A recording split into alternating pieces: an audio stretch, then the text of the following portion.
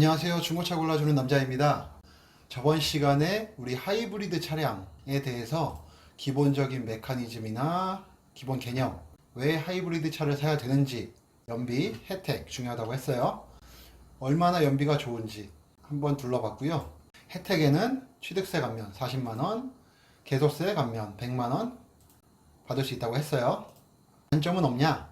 가격, 출고 가격이 가솔린 차량보다 높다는 거랑 트렁크 공간이 좀 작다는 거, 이 두 가지를 살펴봤습니다.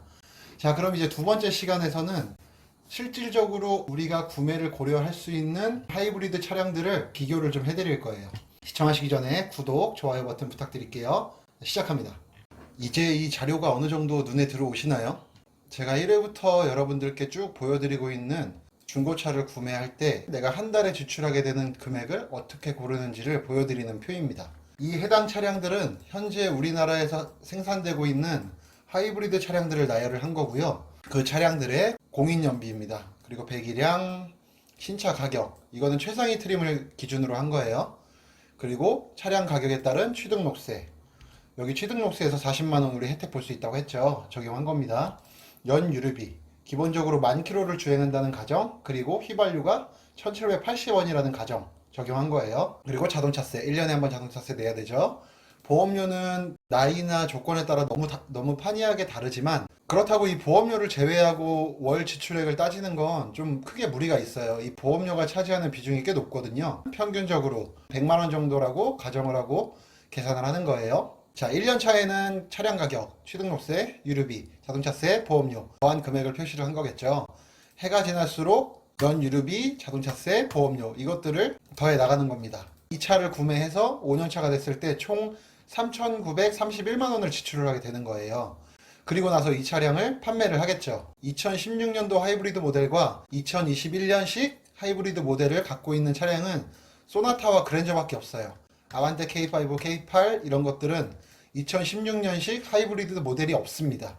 그렇기 때문에 우리는 평균적인 감가율을 적용을 할 거예요. 5년이 지났을 때 50%의 잔존 가액을 가지고 있더라, 평균적으로요. 그렇게 계산을 했을 때 1,357만 원을 받고 판매를 하게 됩니다. 그럼 5년 동안 지출하게 되는 총 비용은 2,574만 원이 되는 거예요. 1년에 515만 원을 지출할 거고요. 그거를 다시 월로 나누면 우리는 한 달에 43만 원이라는 비용을 지불을 하고 이 차량을 5년 동안 잘 탔구나, 이렇게 계산해 볼 수 있다는 거예요.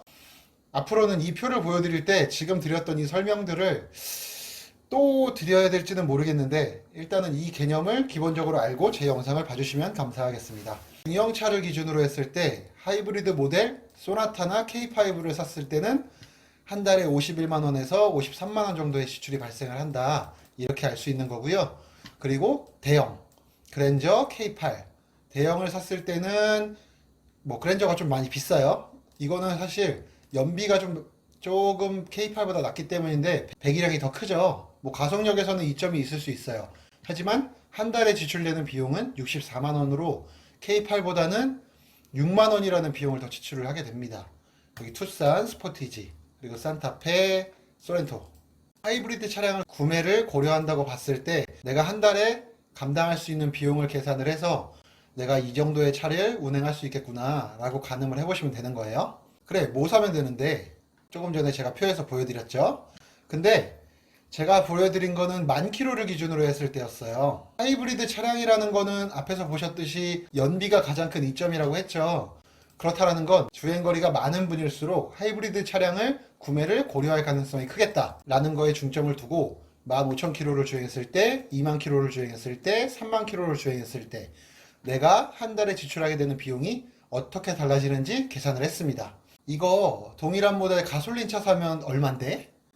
하이브리드 차량과 가솔린 차량의 가격의 차이가 궁금해지죠. 연비가 아무리 좋다고 해도 동일한 가솔린 차량을 샀을 때 가격 차이가 많이 난다면, 내가 월에 지출하는 비용이 훨씬 싸다면 하이브리드 모델을 고려를 하던 분도 가솔린 모델을 충분히 고려를 해볼 수 있는 거예요. 하이브리드와 가솔린의 차이, 동일한 모델을 구매한다고 봤을 때 내가 한 달에 지출하게 되는 비용의 차이를 보여드리는 거예요. 솔직하게 여기서 제가 좀 깜짝 놀랐어요.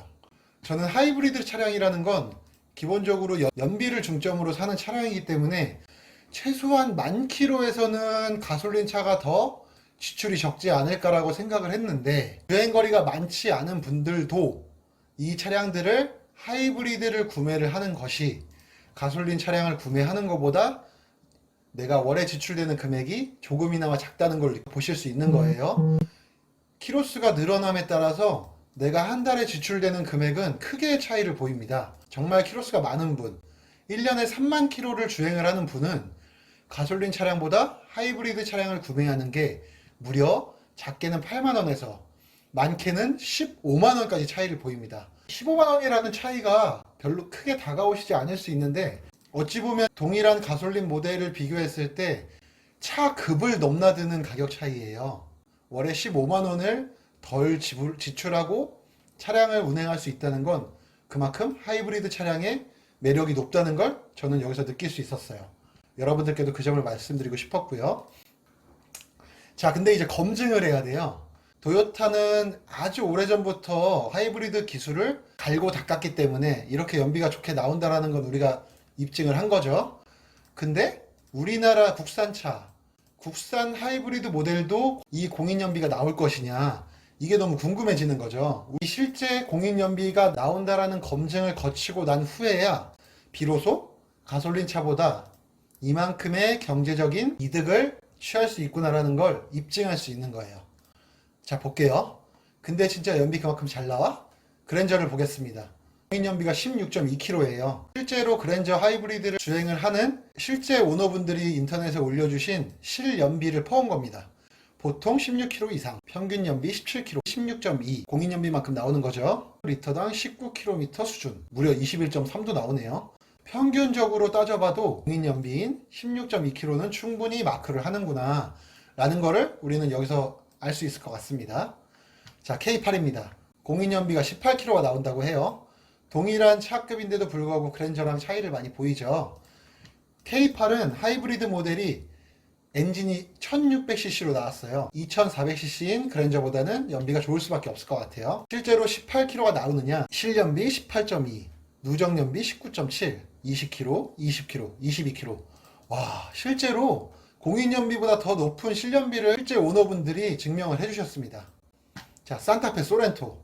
이거는 SUV죠. 차가 크고 무겁기 때문에 실제 공인연비가 나오는지 너무너무 궁금해요. 특히나 요즘에 이 소렌토는 정말 하이브리드 차량의 인기가 미쳤다고 해요. 이 차량들 공인연비 같습니다. 동일한 플랫폼, 동일한 배기량이기 때문에 그래요. 16.6km, 19에서 22km, 17에서 18km, 17.7km. 실제 주행하는 분들의 연비를 봐도 공인연비보다는 크게 상회하는 수치를 보여주고 있어요. 그렇다라는 건 실제 공인연비로 계산을 한 이 표보다 하이브리드 차량을 운행할 때 가솔린 차보다 훨씬 더 큰 경제적 이득을 취할 수 있겠구나 라는 거를 우리는 알 수 있었습니다. 다음은 번외편입니다. 우리나라에서 연비가 좋다고 아주 소문이 자자한 차가 하나 있어요. 들어보신 분이 어느 정도 있을 것 같은데 바로 이 차 니로입니다. 계산을 해봤어요.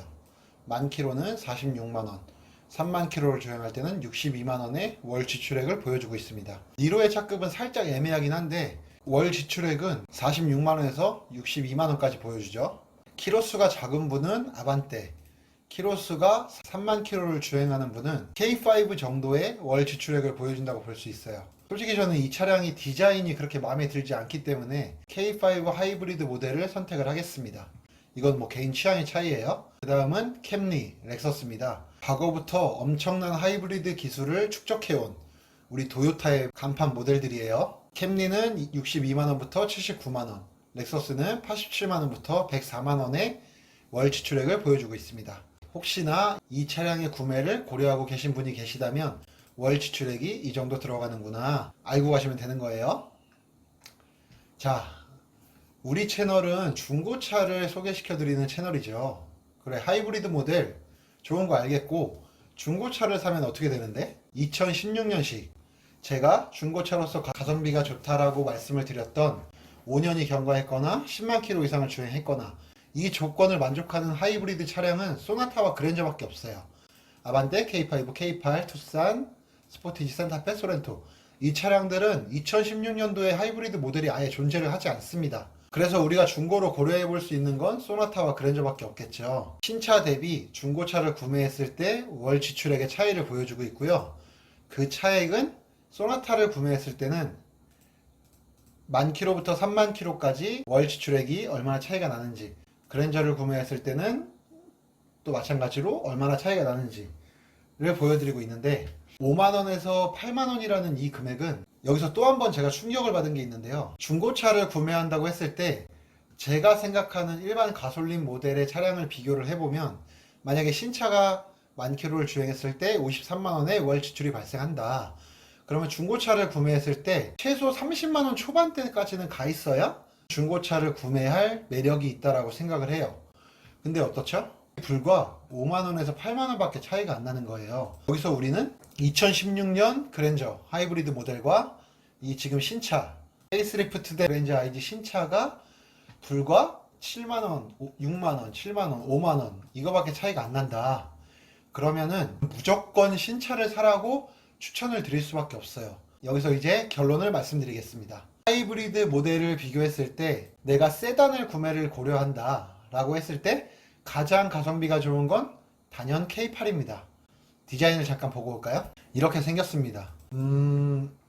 디자인에 호불호가 좀 많은 모델이긴 해요. 근데 이 차량을 구경을 하러 가서 외부 디자인과 내부 디자인 뭐 나쁘지 않아요. 정말 신형 모델이라는 거에 걸맞는, 제 기준에서는 특별하게 깔 게 없습니다. 이렇다는 거고요. SUV를 고려를 하고 있다. 내가 가족이 있고 아이가 있고 유모차를 내 차에 실어야 되는 그런 가장이다 하면 저는 단연 산타페와 소렌토를 추천을 드리고 싶어요. 월 지출액이 큰 차이를 보이지 않기 때문에 디자인 선호도에 따라서 차량을 고를 수 있다고 생각합니다. 산타페 하이브리드를 보겠습니다. 전 모델에 비해서 크게 달라진 건 없어요. 페이스리프트 모델이기 때문에 그렇게 많은 디자인의 변화를 보여주진 않지만 뭐 이 디자인이 마음에 드시는 분이 분명히 있을 거예요. 저는 나쁘지 않은 선택이 될 거라고 보고요. 마지막으로 소렌토 하이브리드입니다. 정말 지금 이 순간 저에게 정말 하이브리드 차량 중에 특정 모델을 하나 고르라고 하면 저는 솔직하게 소렌토 하이브리드 모델을 고를 것 같아요. 가격적인 메리트도 너무 크고요. 이 차량을 선택을 해서 가족 여행을 한다라고 생각을 했을 때 너무 큰 만족감을 줄 거라고 생각이 들어요. 결론은 세단은 K8, SUV는 소렌토, 이렇게 저는 추천을 드리고자 합니다. 자, 지금까지 하이브리드 차량의 기본적인 개념, 메커니즘, 그리고 제가 추천드리는 하이브리드 차량까지 말씀을 드렸습니다. 저도 이번 영상을 찍으면서 지금까지 몰랐던 하이브리드 차의 매력을 많이 느낄 수 있었는데요. 하이브리드 차량이 왜 그렇게 인기를 끌고 있는지 느낄 수 있는 시간이었어요. 여러분들께도 조금 도움이 되셨기를 바라며 가시기 전에 구독하기, 좋아요 버튼 눌러주시면 제가 앞으로 영상을 만드는데 정말 큰 힘이 될 것 같습니다. 여러분들 복 많이 받으시고요. 긴 영상 봐주시느라 고생 많으셨습니다.